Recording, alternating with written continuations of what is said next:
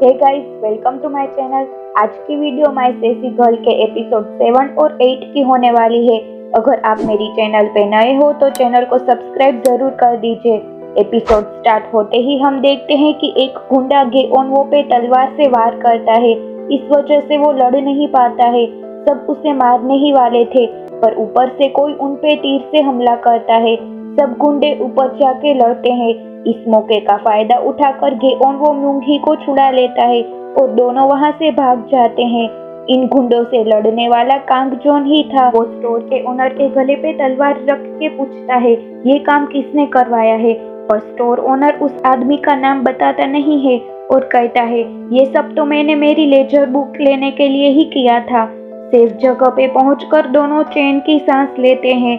गेओनवो का घाव देखकर म्यूंगी अपने कपड़ों में से एक टुकड़ा फाड़कर गेओनवो के हाथों में बांध देती है। फिर दोनों फायर क्रैकर्स देखते हैं। गेओनवो का ध्यान म्यूंगी के पैरों पे पड़ता है। वो उससे पूछता है, तुम्हारी चप्पल कहाँ है? अब म्यूंगी को पता चलता है कि उसने अपनी चप्पल खो दी थी। दोनों उसके लिए नई चप्पल खरीदते हैं। तभी बायुल आके कहती है कि किंग पैलेस में आ रहे हैं। तीनों जल्दी जल्दी पैलेस में जाने के लिए रवाना होते हैं। किंग पैलेस में पहुंच जाते हैं।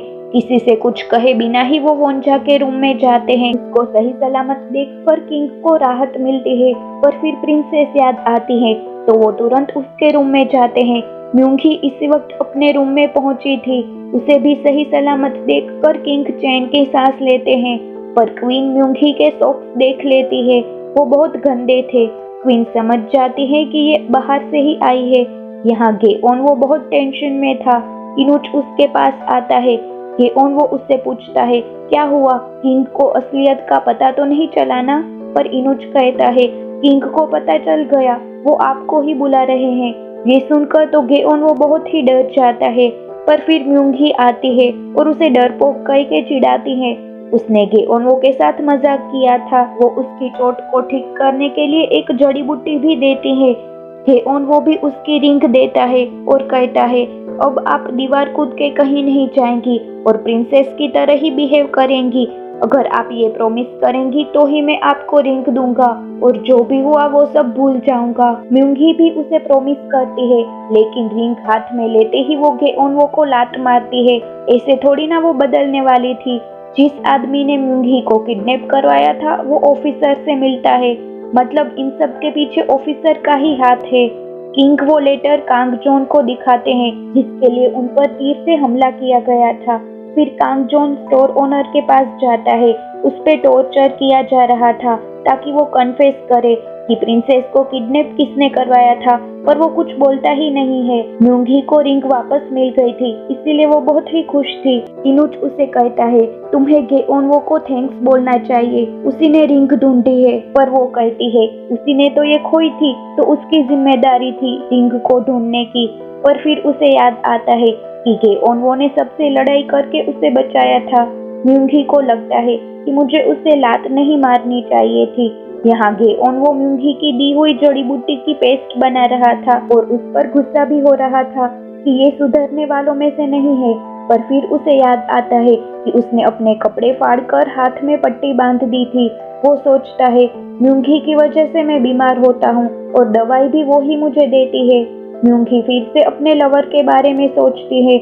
रिंग देते हुए उसने कहा था कि मैं जरूर वापस आऊंगा, मेरा इंतजार करना। शायद अभी तक म्यूंगी उसका इंतजार ही कर रही थी। कांग जोन म्यूंगी को ही देख रहा था। उसे भी म्यूंगी के लिए फीलिंग्स थी। किंग सब ऑफिसर्स की मीटिंग बुलाते हैं उसे जो लेटर मिला था उस बारे में डिस्कस करने।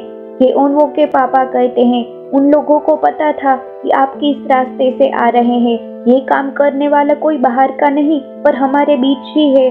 ऑफिसर भी कहता है कि ये काम बाहर वाले का नहीं है, हमें उसे जल्द से जल्द पकड़ना होगा। किंग को उस पे शक न हो इसीलिए उसने ये कहा था, जबकि ये सब करने वाला तो वही था।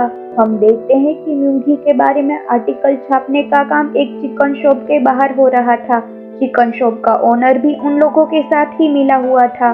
डायंग चांग ही से मिलने जाती है। डायंग सामने से मिलने आई है ये जानकर तो चांगमी बहुत खुश हो जाता है। डायंग उससे हेल्प मांगती है। वो म्यूंगी के बारे में पता करना चाहती थी कि वो है कौन। गेओनवो के आसपास जो लड़की घूमती है दायंग ये जानना चाहती है। ये सुनकर तो चांग ही का चेहरा ही उतर जाता है, पर वो उसे मना नहीं कर पाता है। गेओनवो पे वो बहुत ही गुस्सा हो जाता है। गेओनवो वोंजा को टेलीस्कोप से कैसे सब देखते हैं ये सिखा रहा था। वोंजा उसमें म्यूंगी को कांगजोन के साथ देखता है और ये बात गेओनवो से कहता है। ये सुनकर तो गेओनवो भी दोनों क्या कर रहे हैं ये जानना चाहता था। म्यूंगी कांगजोन से कहती है, तुम हमेशा ऐसे सीरियस ही क्यों रहते हो? वो कहता है, अब से आप बाहर नहीं जाओगी। अगर आप बाहर गई तो मैं किंग को बता दूंगा।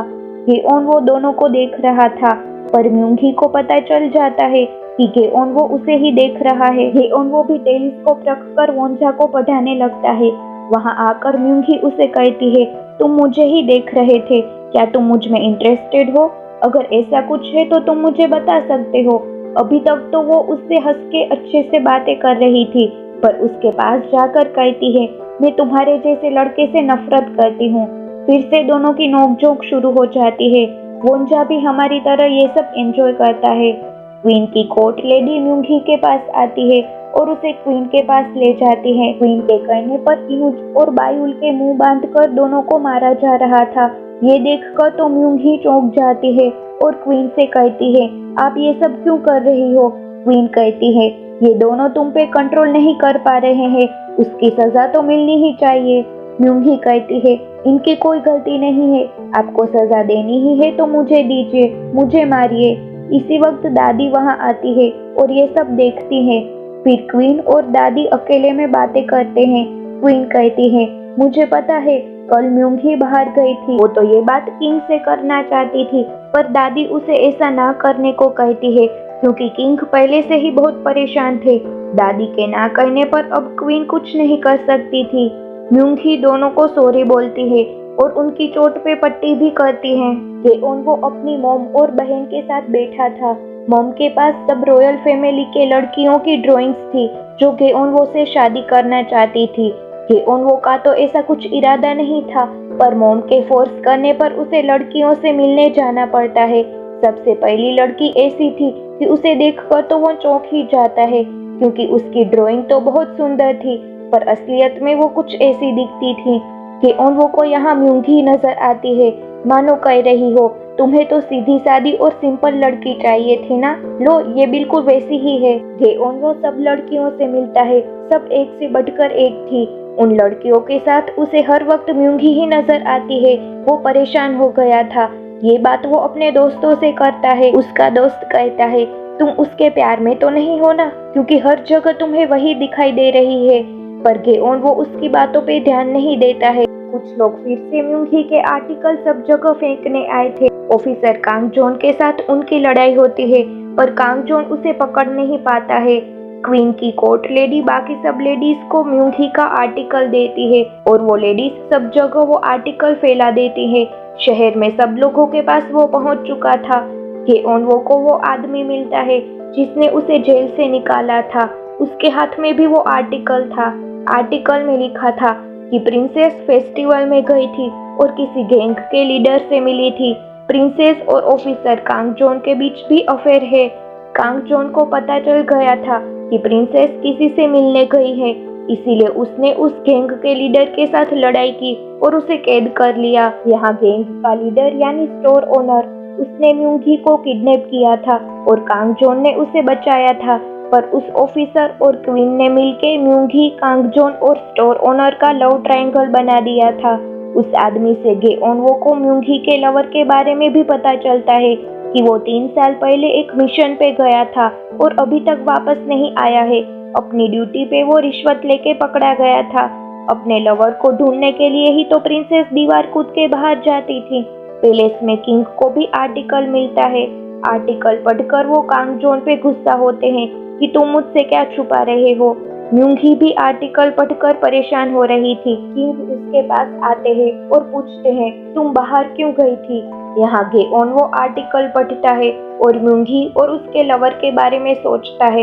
इस तरह ये एपिसोड पूरा होता है। अगर वीडियो अच्छा लगा हो या मेरी एक्सप्लेनेशन अच्छी लगी हो तो लाइक एंड शेयर करके चैनल को सब्सक्राइब करके बेल आइकन को भी प्रेस कर दीजिए। मिलते हैं नेक्स्ट एपिसोड के साथ।